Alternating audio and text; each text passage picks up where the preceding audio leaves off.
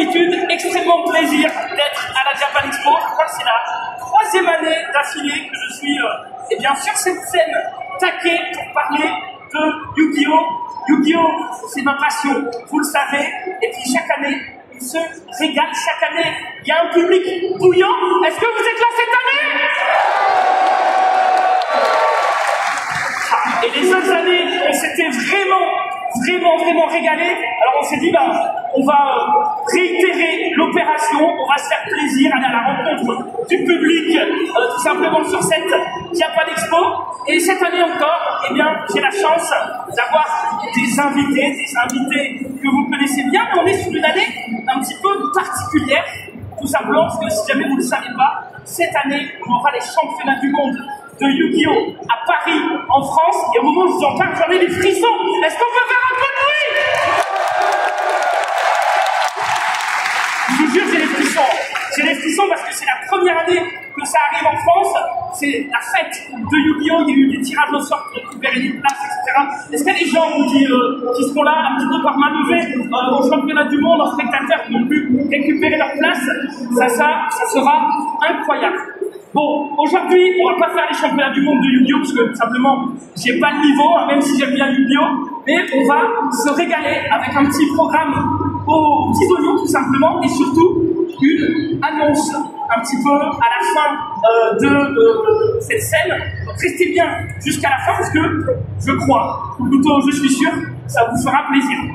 Pour m'accompagner sur cette scène, eh bien, je ne vais pas être seul. Je vais vous demander, s'il vous plaît, d'accueillir mon premier invité, Laurent Sao. Ah là là là là, ça va Laurent? Ah mais c'est Laurent Sao ou Johnny Hallyday, franchement. Non, Laurent Sao, ça va. Laurent Sao, s'il vous plaît, qui fait la voix de Yuki dans l'anime, on l'appelle, s'il vous plaît. Bonjour. Ah, il y a du monde, ça fait plaisir. Si je te dis que je te crois pas que tu fais la voix de Yugi, est-ce que tu peux me lâcher une petite phrase? Fais quoi? C'est l'heure du duel. Parce que je kiffe aussi, donc c'est très simple. Dès que j'ai les voix, je sais que normalement, ça devrait aller dans le public. Laurent, tu es donc la voix française de Yugi. On t'a vu l'an passé sur cette scène. Tu avais affronté la voix de Kaiba, qu'on va accueillir maintenant, tout simplement. Est-ce que vous pouvez faire du bruit, s'il vous plaît, pour Nessim Geta? Mais est-ce Michael Jackson ou est-ce Nessim, franchement? Alors, Johnny ou Nessim? Nessim Geta, s'il vous plaît, la voix de Kaiba. Comment ça va, Nessim? Ça va super bien, je suis ravi d'être là, de voir nombreux et chaud, c'est chouette. Est-ce que tu peux nous faire une petite phrase, s'il te plaît? Un petit Kaiba, s'il te plaît, Nessim. Un Kaiba, vraiment un Kaiba où on va garder un peu de Kaiba pour après, ça vous va? En attendant, on va me faire ça va, ta grosse bite de Dim. C'est vrai que c'est un secteur hangar, s'il vous plaît.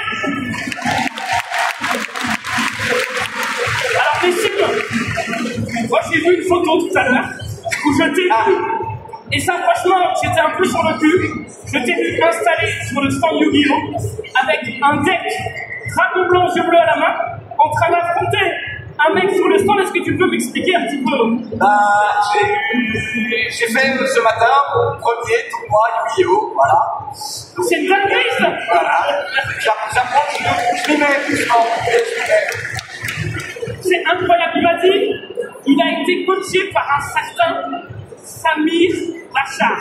Samir Bachar, si vous ne connaissez pas, il a été championnat du monde de Yu-Gi-Oh! Par 2 fois. Il est champion d'Europe de Yu-Gi-Oh! Vice-champion d'Europe.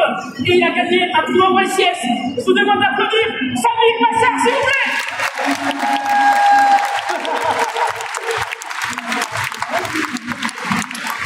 Ça va, Samir? Toujours. Ça me fait extrêmement plaisir de t'avoir avec moi. Samir, tu fais partie des joueurs qui comptent dans la communauté Yu-Gi-Oh! On va s'installer peut-être. J'étais en train de mettre à côté de toi. C'est vrai, mais merci. On va s'installer. Je suis entre Yugi et Kaiba. C'est bien là, c'est un rêve de jeunesse peut-être. Ah, exactement. Samir, tu fais partie tout simplement des joueurs qui comptent dans la communauté Yu-Gi-Oh! En France. Comme je le disais, tu as été 2 fois représentant de la France au championnat du monde. Tu fais partie des tout meilleurs compétiteurs français. Ça me fait très plaisir de t'avoir essayé. Comment ça a été de coacher Un noob, tu peux le dire. Hein. Comment? Un noob. Je t'avoue, ça me semblait fou de coacher Kaima. Moi, là, quand j'étais petit, je regardais à la télé Kaima jouer. Je me disais pas, c'est moi qui vais entraîner Kaima. Je comprends. Bon, on a prévu un petit programme très sympathique. On aura des cartes à ouvrir, on aura plein de questions à poser, notamment à Samir, étant donné que tu as fait les championnats du monde et que cette année, on a les championnats du monde en France. Bah forcément, voilà, on a quelques questions pour toi.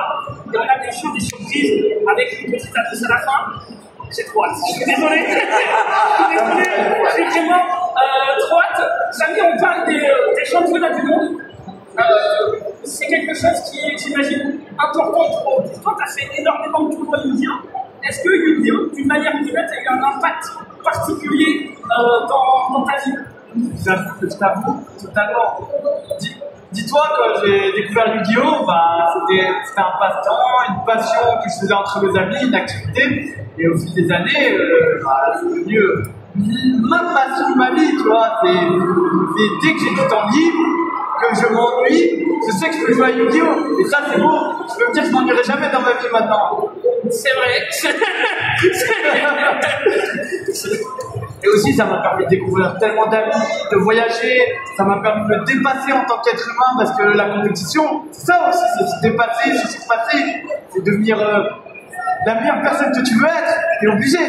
Et vous voyez ce sourire, ça c'est un truc qui m'a marqué la première fois que j'ai rencontré Samir, c'est qu'à la table de jeu, il est souriant, il a envie de gagner comme tout le monde.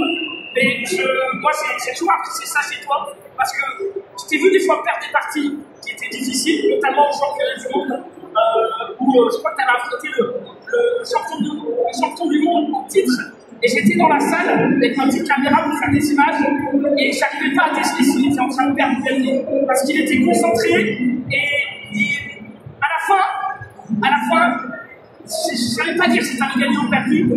T'as fait quand même top 8, ce qui est quand même une sacrée performance. Et quand même, félicitations à toi pour ça. Samir, j'ai une dernière anecdote sur toi en tournoi. Parce que ce monsieur a gagné un championnat d'Europe. Tu as fait vice-champion d'Europe à retraite. Et moi, ce jour-là, je suis pareil, je suis dans la salle. Sauf que j'ai mis le train, je dois partir. C'est-à-dire, on est au championnat d'Europe. Il y a plus de 2000 personnes dans la salle. Il y a 2 Français qui sont en finale. Et moi, je dois partir. Je suis en train de regarder le stream sur mon téléphone. J'ai ce souvenir de Samir. Je crois que Laurent, il décide de lancer les questions pour notre ami. Moi, je voulais savoir un peu, c'est quoi ta première expérience du World Championship? Ma première expérience, c'était en 2016. C'était une expérience incroyable, même, parce que quand tu vas, déjà, quand tu atteins la possibilité de faire les championnats du monde, c'est une consécration de carrière de jeu, j'ai envie de dire. Il n'y a qu'une pointe de joueurs qui peuvent se dire je vais faire les championnats du monde. Ouais. Il y a eu toute ma préparation, et quand je vais au championnat du monde, je vois le niveau de tous ceux qui veulent devenir champion du monde. Et même au-delà de ça, Konami, ce qu'ils ont fait comme préparation pour ces championnats du monde, justement, c'était fou. Il nous faut vraiment prendre. On se bat pour les championnats du monde, pour le titre. Il y avait Kazuki Takahashi qui remettait le trophée au champion du monde cette année-là. Kazuki Takahashi qui est décédé il y a 3 ans maintenant. Et justement, tu parles de préparation. Tu t'es préparé comment, enfin, avant pour les qualifications? Et une fois que tu as passé les qualifications? C'est une question de ouf. C'est une question de ouf parce que les championnats du monde, voilà, si je ne me trompe pas, c'est un tournoi qui est hyper particulier, qui ne ressemble à aucun autre. Est-ce que tu peux expliquer ça? Oui, tout à fait. Alors, effectivement, c'est un tournoi particulier, ce qui est aussi magique pour les championnats du monde, c'est un format unique. En fait, toute la saison, on va jouer avec ce qu'on appelle le format TCG. c'est le format occidental, c'est-à-dire Europe, Océanie et Amérique. Et en parallèle, il y a l'Asie qui joue ce qu'on appelle le format OCG. Nous, ils ont une autre banliste et ils ont un pool de cartes un peu avancé. Donc généralement, entre une et deux extensions d'avance, Ce sont des cartes en avance. ils ont des cartes en avance. Et en fait, ce qu'ils font pour les championnats du monde, c'est que c'est un championnat du monde. Et ben, il dit, pour l'équité, on regroupe les formats et tout ce qu'il n'y a pas dans l'une des autres, elle est interdite, et dans la banlist, on fusionne les deux banlistes et on prend le plus strict des deux. Ça veut dire que ça crée une banlist unique, ça crée un format unique. Et à partir de là, tout le monde a que 3 semaines, entre 3 semaines et 15 jours, pour s'entraîner dans ce format unique, qui jouera qu'une seule fois. D'accord. Et donc, si je reformule un peu, mais toi, tu t'es préparé, tu as eu une façon particulière, le mental, les choses. Bah. Fais des pompes. Exactement, à chaque duel perdu, une pompe. D'accord. On en a fait plus. Et là, si tu devais, par exemple, qu'est-ce que tu recommanderais pour se préparer au Pour se préparer au championnat du monde, c'est un temps très limité, donc tu dois optimiser tout ce que tu fais en termes de durée, parce que tout ce qui te régale, et là, ce qui va faire la différence, c'est cette optimisation, parce que absolument tout le monde, pour les championnats du monde, veut faire le même effort. Donc c'est ta façon d'utiliser tout le temps. Et en fait, moi j'avais un groupe de potes, ma team, la BTP, où ils étaient prêts à suivre un cahier des charges que j'avais de tout bien pour ces championnats du monde. En fait, tu es obligé d'avoir une équipe qui t'accompagne, étant donné que le format n'existe pas. Yu-Gi-Oh! Est un jeu d'anticipation où tu es censé t'entraîner au mieux à affronter une situation donnée. Donc tu es obligé de demander à tes potes de dire essayer de monter des decks les plus efficaces possibles et essayer de me battre. Et je suppose que tu as fait ce genre de choses. Ça fait partie des choses que j'ai faites, effectivement. En fait, ça fait partie de la préparation. En fait, la préparation, c'est quoi? C'est anticiper ce qui va être joué, ce qui va être implémenté et comment surpasser ça. Et il n'y a pas de marge d'erreur parce qu'en fait, tu n'as qu'un tournoi, c'est le championnat du monde. Une fois que tu l'as fait, si tu as eu tort, tu as eu tort, t'es content. Donc là, ça veut dire qu'il faut que tu identifies l'environnement, ce que les gens vont imaginer et que tu surpasses l'imagination des autres. Mais justement, dans ce cadre-là, toi, comment tu fais pour te préparer à ça? Comment tu choisis par exemple ton deck? Et je dirais même, quelle est la plus grande difficulté dans ce choix-là, quoi, tu vois? On commence à avoir un à la mieux, là. La plus grande difficulté, il y a la plus grande difficulté justement dans ce choix-là, c'est, comme j'ai dit, c'est de pouvoir anticiper parfaitement le comportement des autres et réussir à trouver la fenêtre qu'aucun des autres joueurs va imaginer. Et en fait, avec ce groupe de personnes qui est compétente elle aussi, et ben en fait, vous allez être un collectif qui va essayer de surpasser l'ensemble des meilleurs joueurs du monde. Et donc, du coup, ça veut dire que tu as tendance à aller vers un jeu méta, où tu vas préférer prendre le contre-pied pour justement aller à l'envers de la méta pour jouer un deck qui va le contrer et auquel les autres ne s'attendent pas. Je t'avoue, ça va dépendre des moments. Des fois, je vais avoir là, ça va dépendre de mon envie personnelle. Okay. Si la tendance me plaît bien, je vais suivre la tendance et juste, entre guillemets, l'améliorer. Et si à l'inverse, cette tendance ne me plaît pas, là, à l'inverse, je vais vouloir contrer cette tendance. Ça va dépendre de l'environnement du jeu, s'il me plaît moi personnellement. Et du coup, la méta va changer là bientôt. C'est un peu moins vers quoi et qu'est-ce qui va en fait, là, le méta il va changer. Et en fait, ça va dépendre de si on a une banlist ou non. C'est là où c'est fou. Parce qu'en fait, on a l'idée un peu de la tendance du méta. S'il n'y a pas de banlist, ça va être en fait, il va y avoir des decks qui vont choisir la diversité. Monkey Shrew, Luna Live, Sky Striker, des decks supportés, plus ce qu'on avait déjà dans l'environnement du jeu. Donc là, on a juste des ajouts de decks globalement, et il n'y a pas eu de support aux deux decks majeurs, ce qui est bien. Enfin, il y a eu un support des mineurs.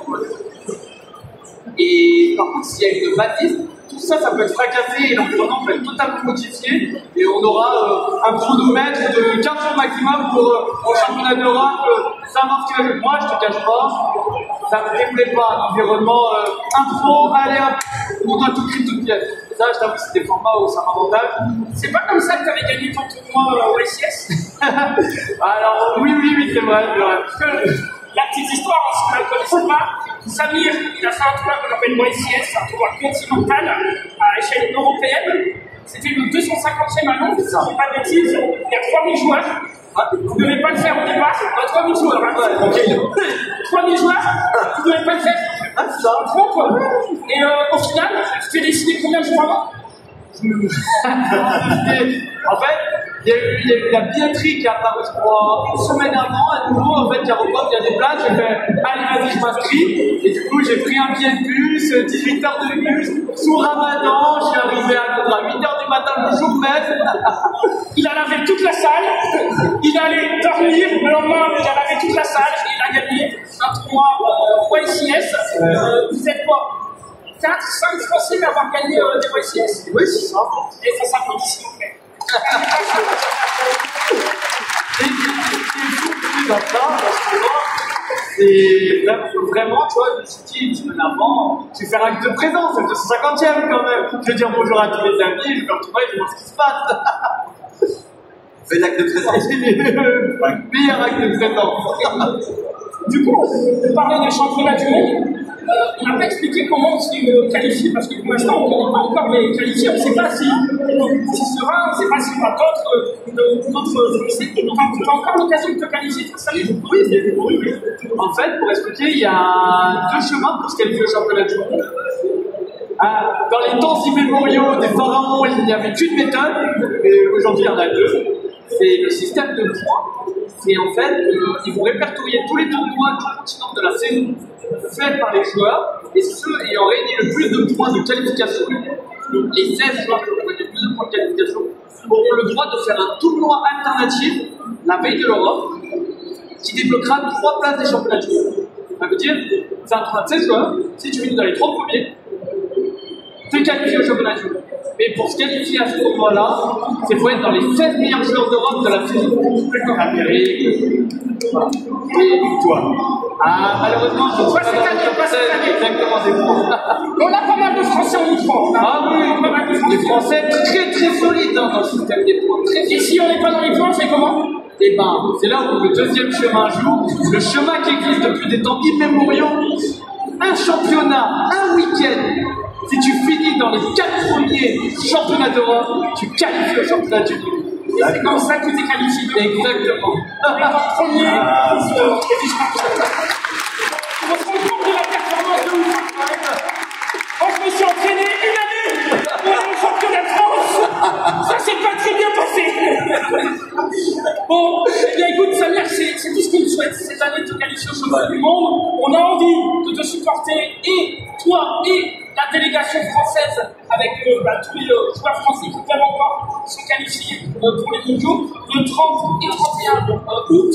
Voilà, ce sera le rendez-vous à Paris. Je suis très très heureux et j'ai vraiment hyper hâte d'y être. On a parlé de comment on s'est qualifié. Si vous avez encore d'autres questions, vous pouvez passer à une petite ouverture. Sinon, ça durerait des heures. On a un Comme vous voulez. On va se rapprocher de la table, si vous voulez, messieurs. Allez. On va descendre des petites bouteilles. Et je crois que c'est toi, Laurent, qui a les premières cartes à ouvrir. Ah non, c'est pas moi. C'est pas moi. Moi, je vais attendre un peu. C'est toi, Nessim. Absolument. Alors, Nessim, toi, je sais que maintenant, tu sais jouer à Yu-Gi-Oh! Avec ton petit deck Blue Eyes. J'ai pas encore joué. J'espère y arriver un jour. Mais voilà. Les fameuses des skis, c'est joué, je vous le dis. Ah, moi, je l'ai vu ce matin, je crois qu'il se débrouille déjà, quand même. C'est les Ténèbres de Sucre, le booster qui va ouvrir. Oui, c'est un booster qui est sorti en début d'année. Et dans le booster, ils ont sorti les meilleurs esprits TCG, je pense, de l'histoire pratiquement du jeu. Et ils ont sorti du bon support pour justement écrire la première carte qui est l'un des starters principales du deck, qui a un bon écriture qui va permettre d'envoyer des petits s'il vous plaît. C'est très important ici. La commune est très forte pour le coup. C'est vraiment un gros support. Et ce qu'il faut savoir avec le ce qui est sympa, c'est que des fois, des grosses cartes de support pour des archétypes, des gros archétypes, ils vont les sortir en basse rareté aussi. Ils ne sortent pas tout en grosse rareté pour des grosses cartes. Là, pour Christmas, par exemple, c'est Fat Top. Darius, c'est un support de gladiateur, c'est moins fort malheureusement, c'est toujours sympa. Tu peux l'enchaîner, vas-y. Ouais, tu peux enchaîner, t'en fais pas. Je suis très fort pour briquer, hein, vous en faites pas. Ça, c'est le support Sean Smith, le moins fort malheureusement de Après, l'archétype Sean Smith est très bien. dans énormément de decks actuellement. Là, j'entends parler beaucoup de ça en tout cas. Non, chaque générique de la saison, Sean Smith. Vulcarion, il y en a rien à dire malheureusement. L'esprit droïde, un deck fun à ne pas sous-estimer. Entre deux bonnes mains, ça fait mal, sachez-le. Donc pas les miennes, on a compris, on a compris. Ça va aller. Très grosse carte. Encore une commune, hein, vous voyez. Ça, c'est la carte la plus forte de Mitsurugi avec un Valkyrie qui est sorti un peu plus tard. C'est ce qui va permettre de donner de la consistance à un Mitsurugi qui a un support exclu TCG, c'est-à-dire de la stabilité, et en plus, va permettre de pouvoir continuer à développer ton jeu même si tu te fais interrompre. C'est vraiment une carte parfaite. C'est une carte customisée pour le jeu. D'accord, je vais définir. C'est vrai qu'elle est très forte.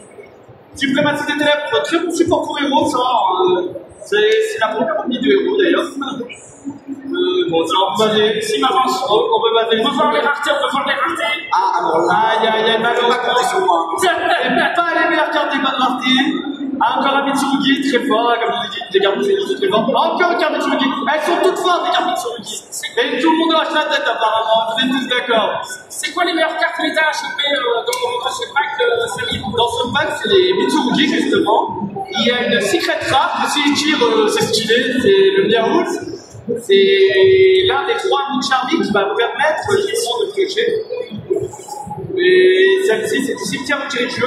Elle a un peu perdu en popularité, mais je la trouve très forte dans un zéro de jeu qui va venir justement. Donc n'hésitez pas à rigoler. Ah, il a pas beaucoup de charme dans c'est super. Ouais, on dit à toi. Aïe. Allez, le dernier booster pour les cibles. T'as un booster, je pourrais commenter malheureusement. Même pas une commune. Ah, ça arrive. J'avais prévenu, hein. Mais non, n'aie pas peur. Azamina, très sympa pour le coup. Oh, un Mitsurugi ultra rare, un Mitsurugi ultra rare. Voilà, lui, il est carte majeure du deck. Et vous... Là.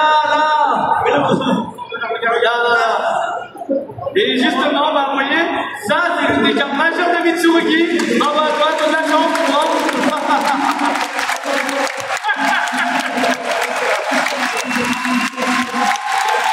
Aïe. Mais quel star! Vous voyez, Kalima, il pioche les bonnes cartes, même dans les boosters. Mais quel star! Effectivement, Fakumo qui synergise très bien avec la prière Mitsurugi. Bien sûr, elle permet littéralement de détruire tous les monstres de l'adversaire et elle peut chercher une carte Mitsurugi quand elle est sacrifiée. Très forte avec la mécanique des rituels. Et tout le reste du booster, Alors ensuite, on va ouvrir Intuition Alliance, et là, ça y est, c'est mon heure! ça y est, c'est son heure et on avance vers le futur. Là, on a vécu les boosters de fin janvier, nous rentrons dans les boosters de mai. C'est-à-dire, c'est des... Ce qui est intéressant, c'est de voir qu'il y a une progression tout le long de la saison. Bien sûr, On a un booster qui sort en début de saison, qui nous permet d'avoir une base et d'améliorer cette base au fur et à mesure de l'année. Et ça, on va potentiellement pouvoir avoir des cartes de support pour la Mitsurugi qu'on vient d'avoir. exactement. Là, Réjeunesse, un archétype pas très joué, mais qui est assez fort et qui a un bon potentiel. C'est un archétype base numérique qui se marie très bien à tout ce qui a des mises de points d'attaque ou des mises de points de défense. Le Dragon Blanc, j'ai voulu le Maître des Ténèbres, nous regarde avec les fenêtres. Pour la petite histoire, j'ai reçu un champion de France à la maison pour l'entraînement, Mathieu Blécard, que tu connais très bien. J'étais dans mon kit de préparation pour le championnat de France. Avec tous mes potes, on était à fond, avec les decks bêta pimpés, avec les cartes et tout. Vraiment, on était à fond. Mathieu Blécard, il est arrivé, il a pris ce deck, il nous a tous lavés. C'était incroyable. On va essayer de choper ici du support Mitsurugi, là. Pour le coup, c'est Edwige. Le support est pas énorme, mais voilà, l'archétype a mal vieilli, malheureusement. Alors, mentalité du dragon qu'on peut voir notamment dans certains decks Reginex, c'est même Dragon Blanc. Ouais, c'est ça. C'est en fait, l'idée, c'est que c'est un jugement solennel qu'on peut recéder dans le duel. Et ça, c'est trop cool. C'est tout là, c'est à 1500, ça attaque ou des. Et là, encore un Reginex, très fort. C'est le plus fort des Reginex, par contre, on a vu malheureusement. Les Ryoge, sous-côté encore une fois. C'est vrai? Ouais, c'est vraiment puissant. C'est le support, pas en plus, c'est le support custom de Ryoge. C'est, pour expliquer, ça joue sur 3 types. Weird, dinosaure, dragon. Et le but, c'est de pouvoir faire des 6-9.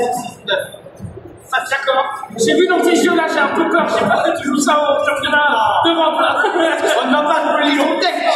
Là, ça c'est pendu en plus. C'est pendu, effectivement. Exactement. Effectivement. Hop, la petite. Une exclue TCG qui est assez forte. Elle se bat en fait. Ils ont les exclus TCG, pour expliquer un petit peu. C'est réellement, c'est Konami qui nous décide des cartes que pour l'Europe et l'Amérique avant le Japon. Donc ça, le Japon, ils ont pas tout de suite. C'est ça. Ils l'ont pas tout de suite, donc plus tard. Et ça, c'était une bonne carte justement pour supporter des archétypes, bien sûr. Et là, j'espère choper au moins un petit Abakiri qui pourrait aller. Ah oui. Murakumo. Le pauvre Kuribon, malheureusement. Voilà les malices qu'on n'a pas encore présentés. C'est vrai. Un héraldique très bon dans Régis pour le coup. C'est un bon support Régis. Ah, un Régis, malheureusement. Ah, les deux cartes japonaises qui font partie du deck. C'est ça. Allez, dernier booster. Allez, il a moins de chance. Il a moins de chance, j'ai moins de commentaires à faire. Et est-ce qu'on peut faire monter un petit peu la pression? Allez! Est-ce que je pourrais avoir une petite malice là? Moi, je tire les cartes avec. Oh! Un Dragon Ruler!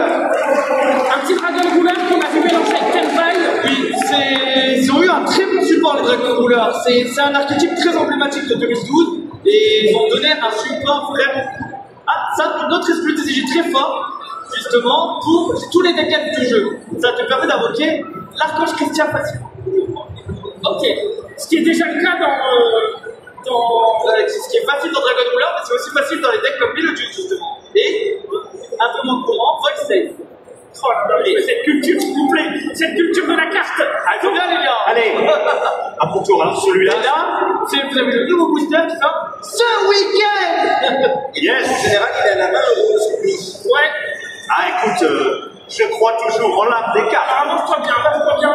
Faut qu'on puisse encore un petit peu. Alors, attends, je vais avancer. Allez. À chacun son méta. Ça, c'est l'un des nouveaux arcs, enfin, c'est l'un des supports des archétypes que je vous ai dit qui sont revenus au Kidshow. C'est Luna Light, et c'est clair de lune en français, et c'est très puissant parce que le support repermet au deck de revivre et de pouvoir faire des nouveaux combos. Est-ce qu'on peut dessoumer en régie, s'il vous plaît, un tout petit peu? Ah, super contour, le support est sympa. Ah, les nouvelles, les gars, les jeux burger affamés, c'est cool. Exclu TCG, et RB, très bon support pour Cristron. Il a eu un booster exclu TCG, moi je vous le dis, ça c'est encore une exclu TCG. C'est un support burger fou. Ça, bon, on peut le passer. On peut le passer. Très vite, mais on peut le passer aussi. Allez, vas-y, Laurent, sors-nous Alors, une ça bonne va, carte. c'est un premier booster, ça va. On a eu deux exclus TCG, c'est stylé. Allez, tu poses le bout. Non, On peut passer malheureusement. Viens, tu l'as. Nickel. Tu peux passer malheureusement. L'escalibur il est puissant, il permet de noter calme tout seul les gars, c'est plus joueur des guerriers, c'est le moment. Ah, ça c'est une carte assez forte en vérité. C'est littéralement d'avoir invoqué plein de psychiques du deck. C'est bon, un bon support pour punk ou de l'anti psychique. Vous pouvez jouer. Non, tu peux passer, et c'est un mauvais support jeunesse, donc tu peux passer. Allez, deux boosters. On n'a pas encore vu de secret, on n'a pas encore vu. Regarde, attends. Laisse-moi arriver. Une quarter qui va nous sortir Yugi. Alors là, c'est les Starlight dans. Ah, t'as les sur le moment. Du psychique. On peut passer. Oh! Oh là là, c'est magnifique ça! Un petit primite! Alors, pour expliquer, pour donner un peu de contexte, actuellement dans le jeu, on a le deck Dragon Blanc Jeu Bleu que vous connaissez tous, qui est revenu sur le devant de la scène. On en a vu au championnat de France, championnat qui a fait top 8 ou top 16 notamment. Et Dragon Blanc Jeu Bleu est mélangé avec l'engine Trimite. Et là, il y a une nouvelle carte Trimite qui est sortie. C'est une nouvelle fusion qui supporte encore le deck ouais, pour le puissant. Sachez qu'il a été champion d'Allemagne cette année aussi. Ouais, je vais peut-être repartir avec de la Japan Express. On va devoir se battre avec Samir. Plus qu'un booster. Allez, dernier booster pour Laurent. Le moment, une ultra chacun. Yuki va-t-il faire la différence? Et après, on n'oublie pas, on passera à une petite annonce, mais pas tout de suite encore. Pas tout de suite. Laisse-moi finir ma main. Là, c'est leur match, malheureusement. Pareil. Une autre exclu TCG. Et après, comme je dis, c'est bon support pour Cristron. N'hésitez pas à dire qu'on va les combos avec Cristron. Tu peux passer, malheureusement. Non. Et support de. Ah! Très bonne carte. Ça, c'est le support principal de Funky Shoe. Vas-y. Pour expliquer un petit peu, Funky Shoe, c'est un deck qui était un petit vainqueur, autant pour moi, qui était un deck assez fort, mais qui manquait de quelque chose. C'était de la stabilité. Ils ont donné tout ça à travers ce thème. C'est une stabilité et un moyen d'extender en même temps. La carte est folle. Nouveau contender de la méta ou pas? Nouveau contender de la méta. Avec Lunalite, des nouveaux contenders sur la forme. Samir, on a ouvert des boosters. Est-ce que tu nous montrerais pas rapidement le deck Dragon Blanc The Bleu? Bien sûr. C'est moi qui je vais pouvoir vous montrer le deck. Ça décide. Eh oui. Ça, on parle. Blue White, White Dragon. Oui, parce que Samir parle très bien anglais. Bien évidemment. Il faut obligatoirement donner les boosters en anglais. Pardon. Là, en vérité, c'est parce que dans le lexique des joueurs en tournoi, on utilise principalement l'anglais. C'est pour ça qu'il y a pas. On connaît les noms de cartes de Yu-Gi-Oh! Tout en anglais. Comment tu fais au championnat du monde si tu affrontes un Taïwanais ou un Japonais qui parle pas anglais? Comment tu fais? C'est une bonne question, ça, non? Oui, bien sûr. Normalement, on a une traduction. Il y a à tout moment, on peut demander aux arbitres de traduire en direct. D'accord. Et c'est Donc, soit tu scannes avec l'application Neuro, avec un arbitre qui te donne un téléphone ou une tablette et ça te donne la traduction de la carte, soit l'arbitre te donne la traduction. Parce que cette habilité que je vous ai dit est très bonne en TCG, mais elle est beaucoup moins bonne en ECG. En réalité, c'est pour ça. Donc, généralement, il y a des traducteurs sur place. Donc rapidement, montre-nous juste les cartes clés de ce deck de structure Dragon Blanc The Bleu qui est sorti il y a quelques mois maintenant. Il y a... 3 ou 4, je crois. Comment? 3 ou 4 mois, je pense. Peut-être un petit peu plus, le temps passe si vite. Le temps passe vite, regarde, avant j'avais les cheveux. J'ai commencé Yu-Gi-Oh! J'avais les cheveux, maintenant j'en ai plus. Faites ce que vous voulez de cette information. Attends, l'ouvrir est une difficulté pour moi. Je n'ai pas d'ongle. Appelle un ami. Il a enlevé l'ouverture facile. C'est vraiment un cas, toi. J'ai regardé, même quand l'ouverture est difficile, il ouvre facilement. C'est un métier, monsieur. Donc, qu'est-ce qu'il y a vraiment d'intéressant dans ce deck Dragon Blanc The Bleu? Cette carte, je ne savais même pas quelle était, de quelle base, donc on va commencer par elle. Elle est jouée dans certains decks. Dans certaines versions, notamment la mienne, ce qui n'est du coup pas une version compétitive. Non, elle te permet de taper 2 fois 4 minutes. D'accord, parce qu'en fait, le deck Dragon Blanc, comment les gens font le choix de le tourner, ils le tournent majoritairement avec justement les synchro 9 plutôt que les 6. D'accord. C'est pour ça que, les 6 autres, je privilégier les gens, c'est Titanic justement, pour avoir une dégaine magique. Bon, l'Estro aux yeux bleus, une carte incroyable qui permet avec une seule carte de pouvoir faire la synchro facilement. Parce qu'elle va te réinvoquer Dragon Blanc du cimetière en cherchant et la carte magique terrain. Moi, je m'en supplie. Excuse-moi. Donc, je disais, elle permet de faire et de chercher la carte de terrain de Dragon Blanc. Qui est là, la Moselle est blanc, qui est une carte très forte dans le deck qui permettra d'envoyer Dragon Blanc puis de l'invoquer dans le but et de pouvoir directement invoquer Dragon Blanc. La demoiselle blanche. J'ai l'impression qu'on installe des trucs sur scène pour quelque chose qui va arriver dans quelques instants. Aïe. Vas-y, c'est bon, ça vient.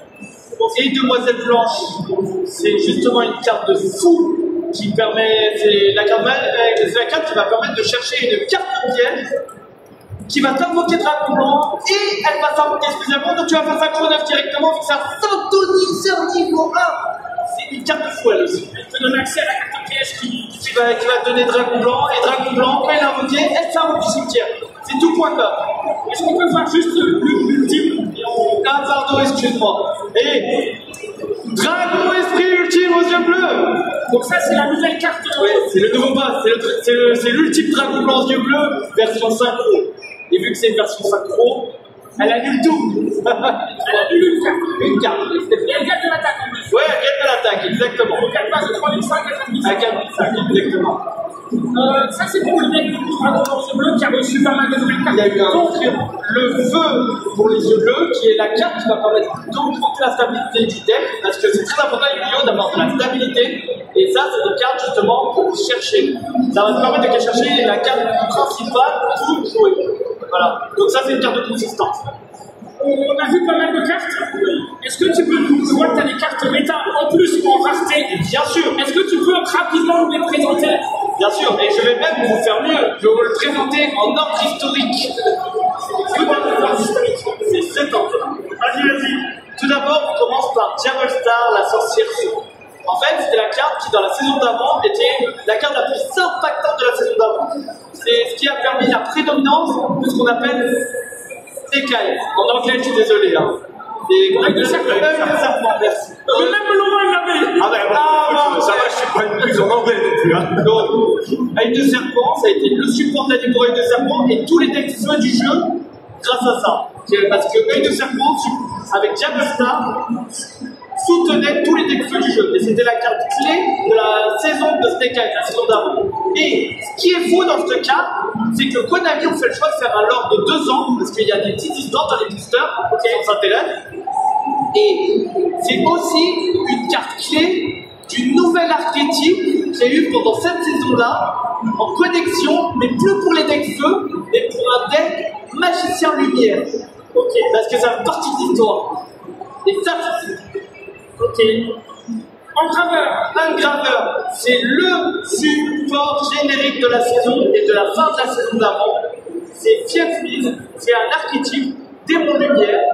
À partir du moment où tu es capable de créer un démon lumière, tu peux utiliser tout l'archétype Fiat Smith en plus de ton tour. Ce qui est intéressant avec cette carte, c'est que si vous jouez en deck dans Yu-Gi-Oh, vous avez 90% de chances que cette carte puisse rentrer dans votre deck et l'améliorer. C'était la question que j'allais poser parce que pour moi, Fiat Smith, c'est pas forcément un truc que tu vas jouer pur. C'est un moteur que tu vas ajouter à quelque chose que tu as déjà. C'est-à-dire qu'il sert à supporter quelque chose, un autre archétype déjà existant en te donnant plus de possibilités. Au lieu d'être un couteau ou une fourchette, tu deviens un couteau multifonction grâce à un couteau suisse. Ouais, mais si, j'ai vraiment trop hâte de t'affronter en finale du championnat de France l'an prochain.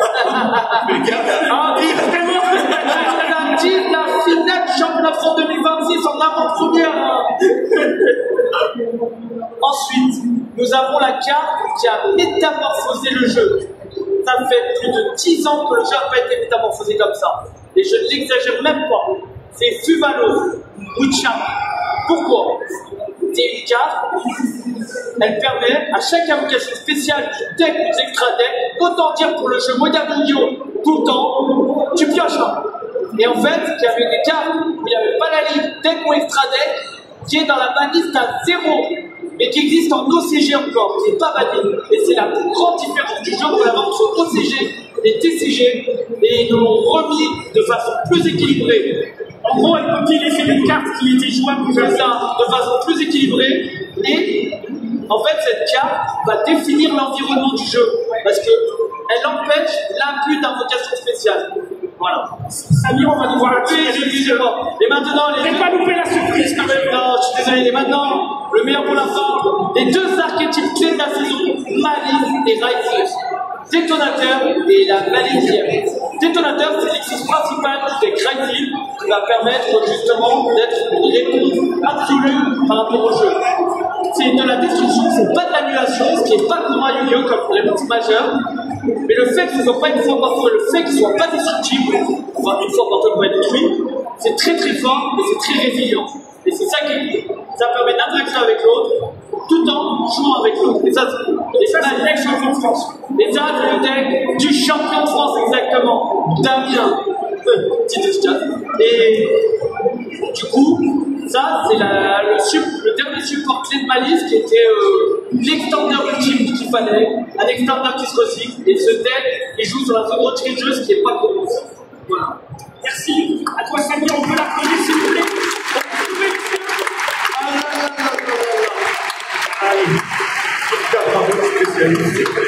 Samir qui nous a donc présenté des cartes qui personne fout leur gros téléphone. Il est présenté pas bien là, apparemment. Samir, on a ouvert des cartes, on a parlé un petit peu de ta carrière, de ton palmarès français, mais on va laisser la place à 2 personnes qui sont avec nous, qu'on a un petit peu moins entendues, mais que vous allez entendre. entendre dans quelques instants, c'est Nessim et Laurent, donc, qui sont la voix de Yugi et de Kaiba, qui vont vous interpréter un duel. Et juste après, on aura une petite annonce. Est-ce qu'on est prêt en régie? Est-ce qu'on est prêt en régie? Est-ce que vous me donner un petit feu vert? Quelqu'un? C'est bon. Non, j'allais dire, l'année dernière, on vous a proposé un duel. C'est vrai. À table. Cette fois-ci, on vous le propose debout. Voilà, ça. Vous le proposez debout parce qu'il y aura du coup un support. On est bon? Est-ce qu'on peut faire s'il vous plaît du bruit pour Samir?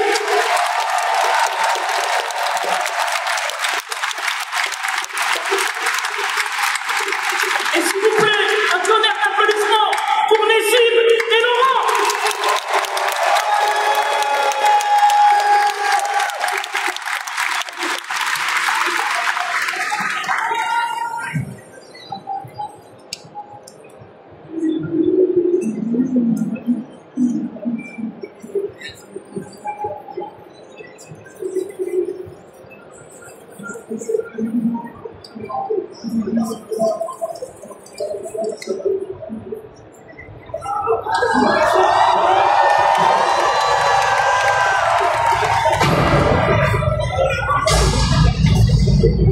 Te voilà enfin, Yugi. Je t'attendais. Aujourd'hui, je vais te régler ton compte une bonne fois pour toutes. Parce que tu crois sérieusement que tu peux me battre, Kaiba?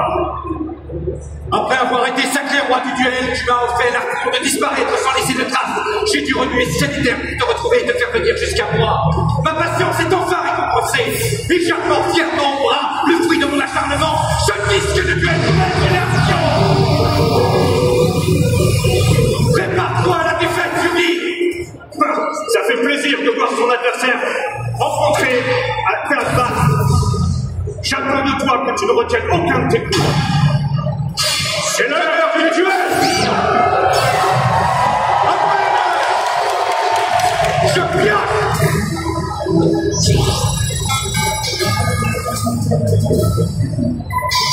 Le bon duelliste s'est frappé un grand coup pour déclencher les hostilités. Admire un peu la forme évoluée du dragon suprême. Polymérisation.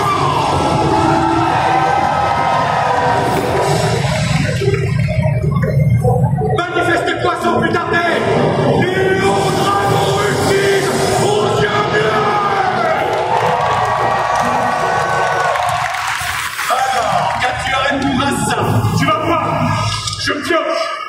Pour mon premier tour, j'active la carte de magie, voile de magie noire. Je sacrifie les points de vie contre ce monstre. J'invoque le magicien des ténèbres.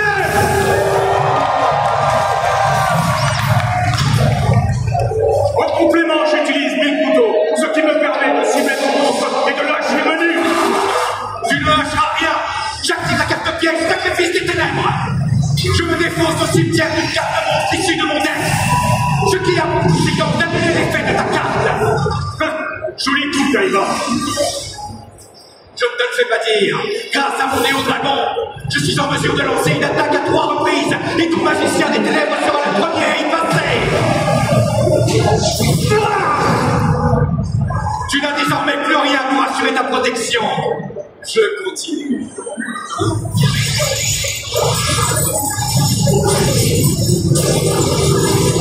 J'ai activé la carte de piège, jette du temps. Non seulement elle protège mon magicien, mais surtout, elle contraint chacun de nos monstres à se mettre en retrait. Ils sont inutilisables pendant les prochains tours. Tu ne fais que retarder l'inéluctable, et ce moment je te mettrai à genoux. Allez, je ne vais pas m'arrêter aussi mon chemin. J'invoque garde 7 des armes nobles et gardien 7.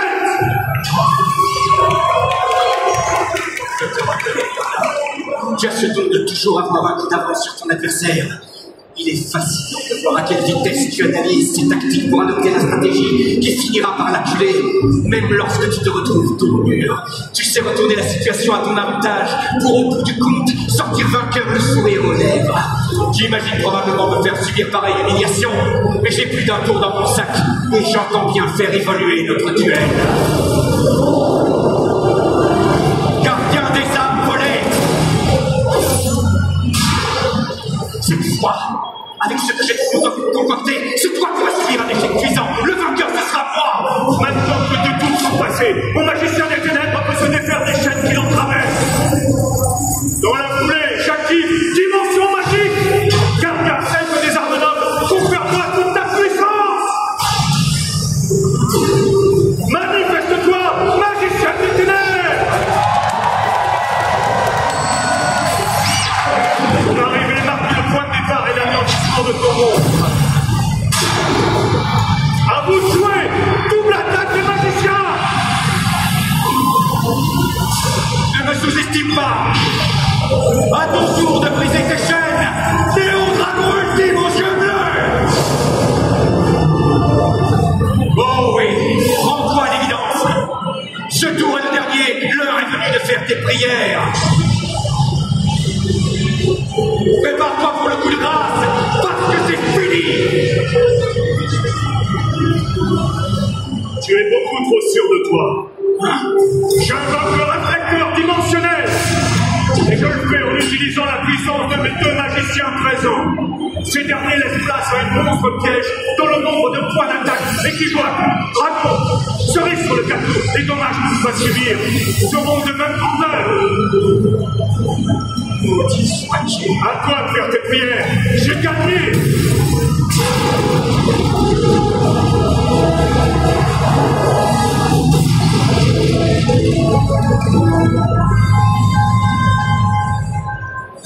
Navré de te décevoir, mais j'ai activé ma carte piège contre-améliorée. Et oui, les dommages que tu voulais m'infliger viennent en fait de gonfler les points d'attaque de mon monstre.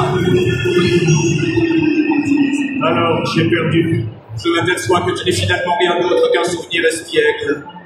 Cette fois disparaît à jamais, Yugi. Hyper explosion ultime.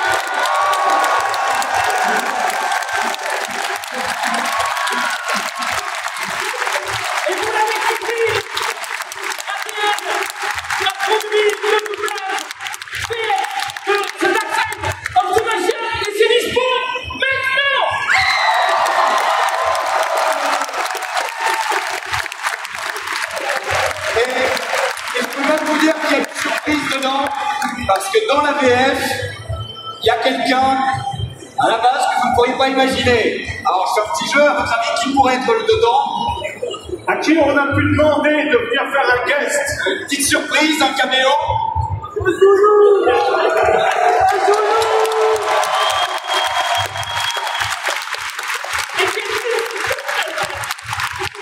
Et oui, ça veut dire que j'ai pu rentrer en cabine avec les cibles, guitare et Laurent Sao pour interpréter un tout petit rôle. Mais c'était quel kiff!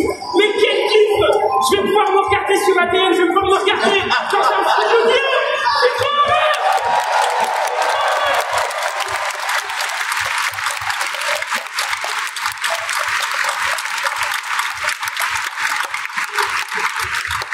Et franchement, c'est mérité pour tout ce que tu fais pour la communauté, c'est mérité.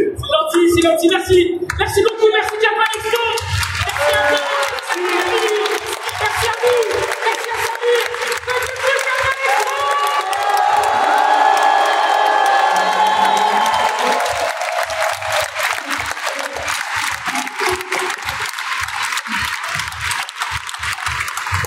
Merci à tous, bon salon. Bon salon. Amusez-vous bien.